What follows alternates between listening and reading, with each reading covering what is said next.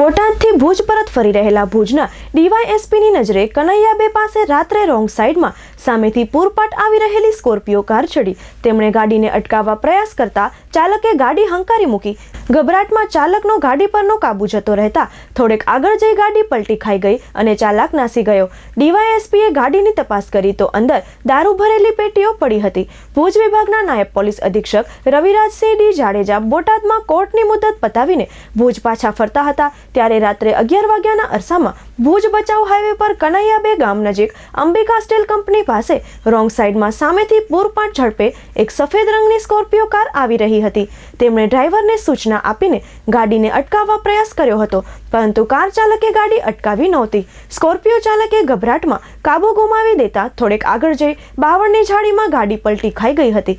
DYSP તેમની ગાડીને U turn મારીને ત્યાં પહોંચ્યા ત્યારે ચાલક નાસી ગયેલો હતો। અંદર નજર કરતા જ દારૂ ભરેલી પેટીઓ અને તૂટેલી બાટલીઓ નજરે પડી હતી। આ અંગે તેમણે પદ્ધર પીઆઈ એજી પરમારને ફોન પર જાણ કરતા થોડીક વારમાં પોલીસનો કાફલો સ્થળ પર દોડી ગયો હતો। કારમાંથી રોયલ સ્ટેગ અને રોયલ ચેલેન્જ બ્રાન્ડના દારૂની 2,31,361 રૂપિયાના મૂલ્યની કુલ 338 બાટલીઓ મળી આવી છે।